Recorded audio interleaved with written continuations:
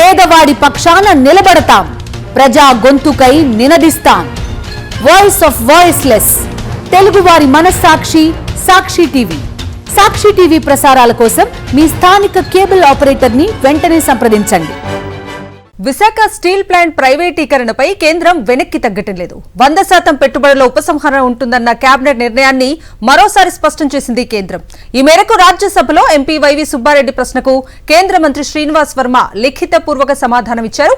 Steel ప్లాంట్లో 100% పెట్టుబడుల ఉపసంహరణ చేయాలని కేబినెట్ నిర్ణయించిందని తెలిపారు. స్టీల్ ప్లాంట్ ను సెయిల్ లో విలీనం చేసే ప్రతిపాదన లేదని, స్టీల్ ప్లాంట్ లో ఇప్పటివరకు 1017 మంది ఉద్యోగులు వీఆర్ఎస్ కు దరఖాస్తు చేసుకున్నారని తెలిపారు. కేంద్ర మంత్రి ప్రకటనకు సంబంధించి పూర్తి అప్డేట్స్ అందించడానికి ఢిల్లీ నుంచి మా ప్రతినిధి వెంకటేష్ లైవ్ లో జాయిన్ అవుతున్నారు. వెంకటేష్,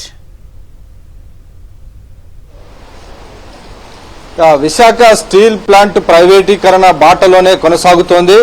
దీన్ని ప్రైవేటీకరణ చేయవద్దని ఒకవైపు ఇటు ఉద్యోగులు అలాగే వైఎస్ఆర్ కాంగ్రెస్ పార్టీ అనేక రోజుల నుంచి ఉద్యమాలు చేస్తుంది. అయినప్పటికీ కేంద్ర ప్రభుత్వం ప్రైవేటీకరణ నుంచి వెనక్కి తగ్గలేదు.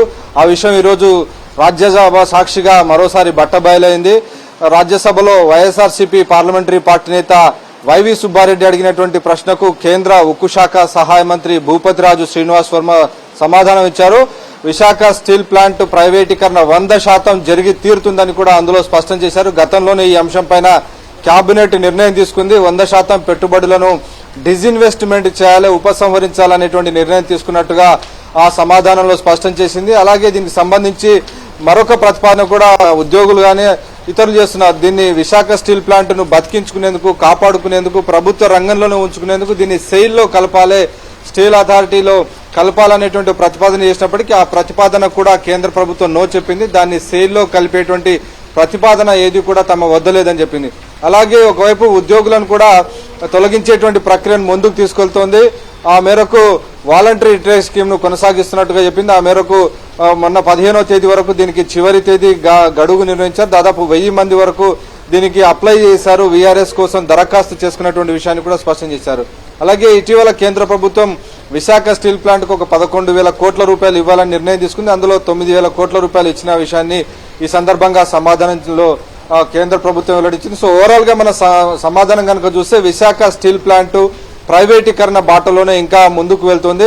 ప్రైవేటీకరణ నుంచి వెనుక అడుగు వేసేటువంటి ప్రసక్తి లేదని కేంద్ర ప్రభుత్వం మరోసారి తేల్చి చెప్పింది. ఒకవైపు కేంద్ర ప్రభుత్వంలో తెలుగుదేశం పార్టీ భాగస్వామిగా కొనసాగుతుంది. సో తెలుగుదేశం పార్టీ భాగస్వామిగా ఉన్నటువంటి కేంద్ర ప్రభుత్వమే స్వయంగా విశాఖ స్టీల్ ప్లాంట్ ను ప్రైవేటీకరణ చేయాలనేటువంటి నిర్ణయాన్ని మరోసారి రాజ్యసభ సాక్షిగా పునరుద్ఘాటించి దీనిపైన ఉద్యోగుల్లో మొదటి నుంచి ఆందోళన వ్యక్తమవుతుంది. కొన్ని వేల కోట్ల రూపాయలైనటువంటి భూములు విశాఖ స్టీల్ ప్లాంట్ వద్ద ఉన్నాయి. సో ఈ భూములను వీటన్నిటిని కూడా ప్రైవేటు పరం చేయాలనేటువంటి ఒక ఆలోచనలు ఉన్నాయనేటువంటి ఒక వార్తలు వస్తున్నటువంటి నేపథ్యంలో ఇప్పటికీ ప్రైవేటీకరణకు తాము కట్టుబడి ఉన్నామని కేంద్ర ప్రభుత్వం చెప్పడం డెఫినెట్ గా ఇదంతా కూడా ప్రైవేటు వ్యక్తుల చేతిలోకి చాలా కోట్ల రూపాయల విలువైనటువంటి ల్యాండ్స్ ప్రైవేట్ చేతిలోకి వెళ్లేటువంటి అవకాశాలు అయితే కనబడుతున్నాయి. Right Venkatesh, thank you. ఇక ఇదే విషయంపై స్పందించడానికి కార్మిక సంఘం నేత ఎన్ రామారావు గారు ఫోన్ లైన్ లో అందుబాటులో ఉన్నారు. నమస్తే సార్. నమస్తే అమ్మా. సో ఇప్పుడు విశాఖ స్టీల్ ప్లాంట్ ప్రైవేటీకరణకు సంబంధించి కేంద్రం వెనక్కి తగ్గటం లేదు, 100% పెట్టుబడుల ఉపసంహరణ ఉంటుందన్న కేబినెట్ నిర్ణయాన్ని మరోసారి కూడా స్పష్టం చేసింది కేంద్రం. మీరేమంటారు సార్? అసలు కేంద్ర ప్రభుత్వం, మోడీ ప్రభుత్వం ఎప్పుడు కూడా ఈ యొక్క ఏదైతే 100% డిజిన్వెస్ట్మెంట్ అనేది మేము వెనక్కి వెళ్ళామని చెప్పలేదండి. వాళ్ళ యొక్క ఆలోచన అంతా కూడా ఎట్టి పరిస్థితుల్లో కూడా విశాఖపట్నం స్టీల్ ప్లాంట్ ని వాళ్ళ యొక్క తాబేదారులకి ఇచ్చేయడానికి ఎన్ని ఏర్పాట్లు చేస్తా ఉన్నారు. దానిలో భాగమే ఈ రోజు ఏదైతే మన ప్యాకేజ్ ఇచ్చారో ఆ ప్యాకేజ్ కూడా దానిలో భాగమే. ప్రజలను మభ్య పెట్టేదానికి వాళ్ళు ప్యాకేజ్ అని పెట్టి ఇచ్చి కొన్ని వేల మందిని కాంట్రాక్ట్ వర్కర్స్ ని అలాగే పర్మనెంట్ ఎంప్లాయీస్ ని తొలగించడం అనేది జరిగిందండి. బీఆర్ఎస్ పేరుతోని అలాగే కాంట్రాక్ట్ కార్మికులు మొత్తంగా కూడా తొలగించడం అనేది జరిగింది. ఈ రోజు గవర్నమెంట్ ఎట్టి పరిస్థితులు కూడా డిజిన్వెస్ట్మెంట్ ప్రక్రియ మాత్రం ఆపలేదు. దానికి దురదృష్టం ఏంటంటే కూటమి ప్రభుత్వం కూడా ఏదైతే మోడీ అబద్దాలు ఆడుతూ ఉన్నాడో, మోడీ ప్రభుత్వం అబద్దాలు చెప్తా ఉందో ఆ అబద్దాలన్నింటినీ కూడా ఈయన కూడా అదే విధంగా అబద్దాలు చెబుతూ ప్రజలను మభ్యపెట్టే కార్యక్రమాలు అనేవి చేస్తా ఉన్నాడండి. ఇది ఒక విశాఖపట్నం విషయమే కాదండి. ఏదైతే పోలవరం దీనికి సంబంధించి కూడా ఆర్ఆర్ ప్యాకేజీ కూడా ఈ రోజు వరకు కూడా ఇచ్చిన పాపాలు పోలేదండి. అలాగే అమరావతి రైతులకు కూడా ఈ రోజు వరకు కూడా ఏ ప్యాకేజీ ఇవ్వకపోగా, వాళ్ళకి ఫ్లాట్లు కూడా ఇవ్వకపోగా, మొత్తం ఈ రాష్ట్ర ప్రజలందరినీ కూడా మోసం చేసి మధ్య పెట్టి ఈ రోజు ప్రభుత్వాన్ని నడుపుతున్నటువంటి పరిస్థితి ఉంది. అంటే కేంద్రంలో ఉన్నటువంటి మీ ఎన్డీఏ ప్రభుత్వం కానీ, రాష్ట్రంలో ఉన్నటువంటి చంద్రబాబు నాయుడు కూటమి ప్రభుత్వం కానీ సేమ్ పద్ధతిలోనే నడుస్తానే తప్పితే దీనిలో ఎటువంటి మార్పు లేదు, తేడా లేదండి.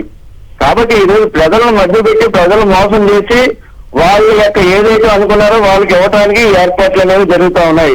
విశాఖపట్నం స్టీల్ ప్లాంట్ ని 100% డిజిన్వెస్ట్మెంట్ చేయడానికి, స్ట్రాటజిక్ సేల్ చేయడానికి వాళ్ళ ఏర్పాట్లు ఏదైతే దీపం ప్రకటించిందో దాన్ని కంటిన్యూ అవుతా ఉంది. ఈ రోజు వరకు కూడా దాని నుండి వీళ్ళు వెనక్కి వెళ్ళలేదు. దానిలో భాగంగా ఈ రోజు మంత్రి గారి సమాధానం కూడా అనేది మాకు అర్థమవుతా ఉంది. రైట్ రామారావు గారు, థ్యాంక్ యూ అండి మీ స్పందన తెలియజేసినందుకు.